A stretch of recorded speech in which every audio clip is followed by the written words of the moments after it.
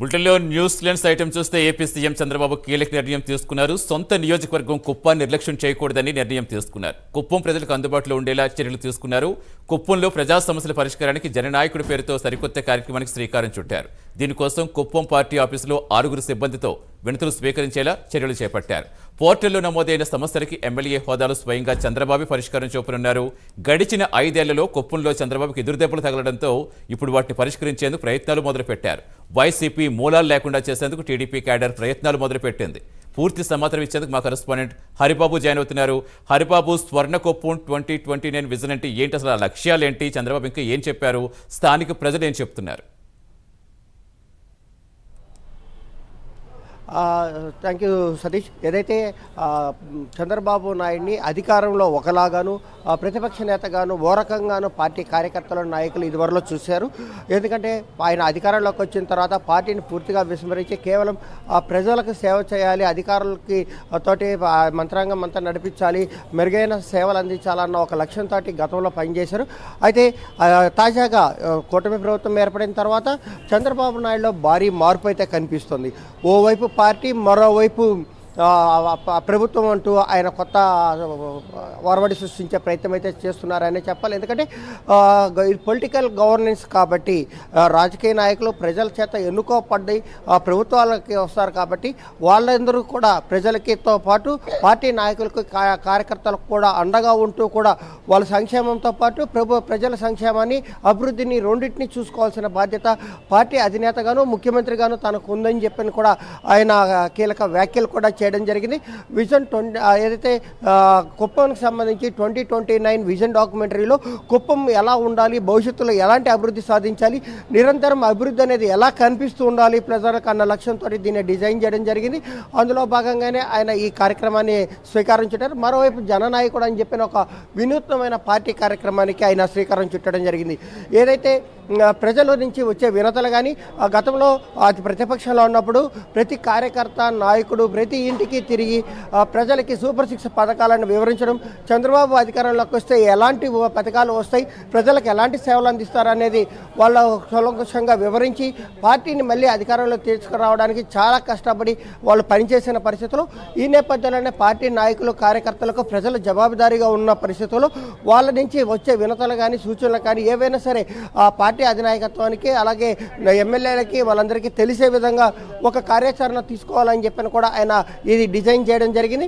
అందులో భాగంగానే జననాయకుడు కార్యక్రమంలో ఏదైతే వినతులు వస్తాయో ఆ వినతులు ఏదైతే ఆర్థిక పరమైన ప్రభుత్వానికి సంబంధం లేకుండా చిన్న చిన్న సమస్యలు అయితే స్థానికంగా ఉన్న వాళ్ళు వాటిని పరిష్కరించడం, ఏదైతే ప్రభుత్వంతో ముడిపడి ఉంటాయో అధికారులు ప్రభుత్వానికి సంబంధించిన అంశాలు ఉంటాయో వాటిని మాత్రం సపరేట్గా ప్రభుత్వానికి సంబంధించిన అధికారులకు వెళ్ళే విధంగాను, అలాగే పార్టీకి సంబంధించిన విషయాలకు సంబంధించి పార్టీ ముఖ్య నాయకులకి అలాగే ఎమ్మెల్యేలకు కూడా చేరే విధంగా 3 కేటగిరీల్లో వాటిని డివైడ్ చేసి ఆటోమేటిక్గా ఏఐ సహకారంతో అప్లికేషన్ అప్లోడ్ చేయగానే అప్లికేషన్ కేటగిరీ ప్రకారం అది డివైడ్ అయిపోయి ప్రభుత్వానికి వెళ్ళాల్సినట్టు ప్రభుత్వానికి వెళ్తాయి, ఇటు పార్టీకి రావాల్సినట్టు పార్టీ నాయకులకి కార్యకర్తలకు వస్తాయి. మరోవైపు ఏ సమస్య ఎలా ఉంది, ఆ సమస్యను ఏ స్థాయిలో ఉందనేది కూడా పరిష్కరించిన తర్వాత కూడా మళ్ళీ వాళ్ళకి సంబంధిత ఏదైతే నాయకులు కానీ కార్యకర్తలు కానీ సమాచారం ఇవ్వడం, వాళ్ళకు మళ్ళీ ప్రజలకు చేరవేయడం. ఈ కార్యక్రమానికి ప్రస్తుతం జననాయకుల్లో శ్రీకారం చుట్టారు. ఈ కార్యక్రమం కన్నా విజయవంతమైతే భవిష్యత్తులో ఏదైతే మా ఎన్నికల సమయంలో మా డబ్బుల పంపిణీ అయితే ఉందో అది తగ్గించే అవకాశం ఉంటుందనే ఒక అభిప్రాయం అయితే వ్యక్తమవుతుంది. ఎందుకంటే నాయకులు ప్రజల్లో ఉంటే ప్రజలుగానే నమ్మితే ప్రజల పట్టం కడతారన్న ఒక సిద్ధాంతంతో ఆయన దీనికి శ్రీకారం చుట్టారని చెప్పాలి. ప్రధానంగా ఇక్కడ ఇంకో వ్యాఖ్య కూడా చేయడం జరిగింది. ఏదైతే ఈ ప్రస్తుతం ఎమ్మెల్యేలుగా గెలిచిన వారు ఎన్నికలు వచ్చిన సమయంలో డబ్బులు ఖర్చు పెట్టి ఓట్లు వేయించుకొని గెలిచామని ఆ తర్వాత ప్రజల్లో లేకుండా మళ్ళీ బయటకు వెళ్ళిపోవడం, మళ్ళీ ఎన్నికలు వచ్చిన సమయంలో డబ్బులు ఉంటే సార్ గెలిచిపోతామన్న వాదన మంచిది కాదు. కాబట్టి ఎవరైతే గెలిచిన ఎమ్మెల్యేలు నాయకులు కార్యకర్తలు ఉన్నారో నా కార్యకర్తలను కూడా పట్టించుకోవాలి, వాళ్ళ ప్రజల్లో ఉండాలి, ప్రజా సమస్యలను ఎప్పటికప్పుడు పరిష్కరిస్తేనే భవిష్యత్తులో ప్రజల నమ్మకాన్ని సాధించడంతో పాటు భవిష్యత్ తరాల్లో కూడా పార్టీకి మంచి పేరు వస్తుందని చెప్పి కూడా చంద్రబాబు నాయుడు చెప్పడం జరిగింది. అయితే మనతో పాటు కొంతమంది తెలుగుదేశం పార్టీ నాయకులు ఉన్నారు.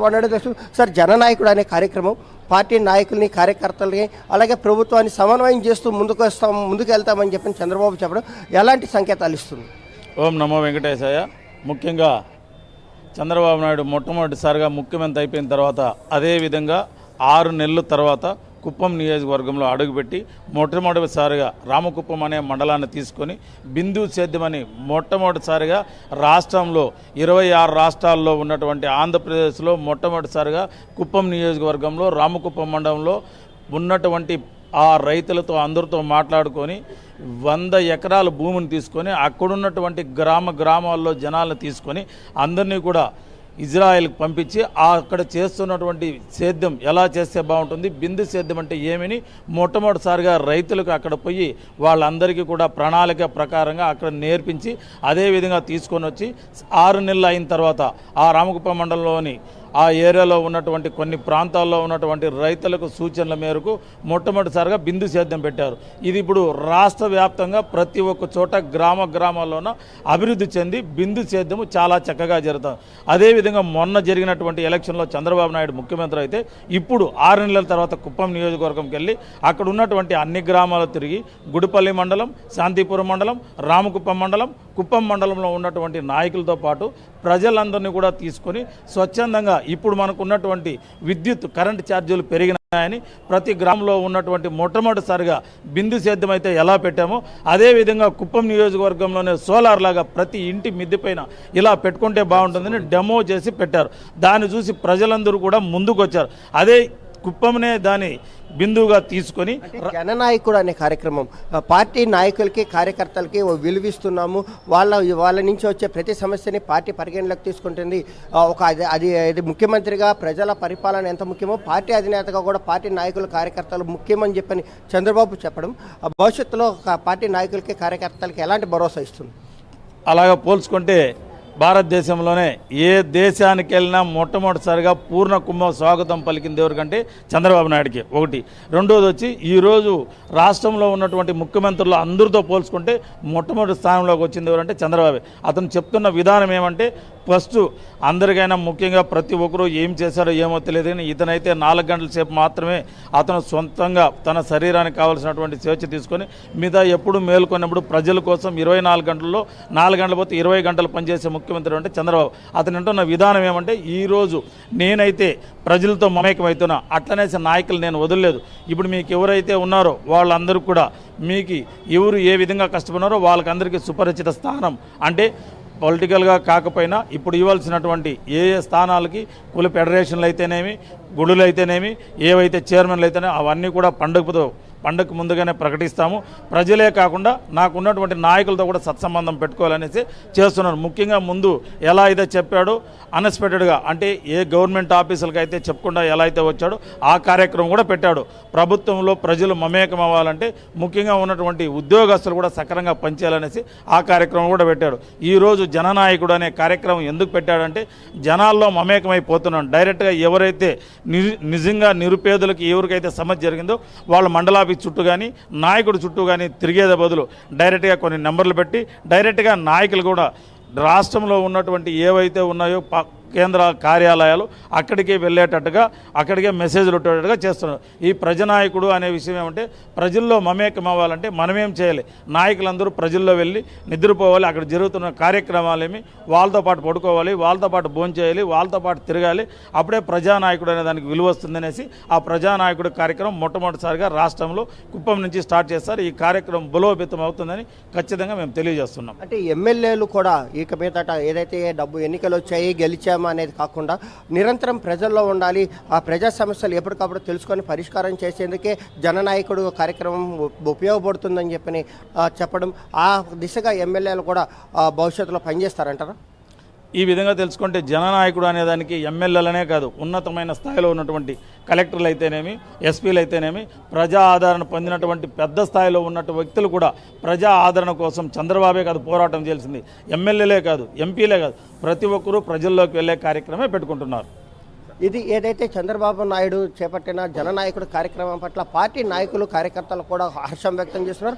నిత్యం ప్రజల్లో ఉండే విధంగా ఈ కార్యక్రమాన్ని రూపొందించడం, ప్రజల సమస్యలు తెలుసుకొని వాటి పరిష్కరించే దిశగా ముందుకెళ్లడం ద్వారా పార్టీకి భవిష్యత్తులో స్వర్ణయుగం నడుస్తుందని చెప్పి కూడా వాళ్ళు ఆశాభావం వ్యక్తం చేస్తున్నారు.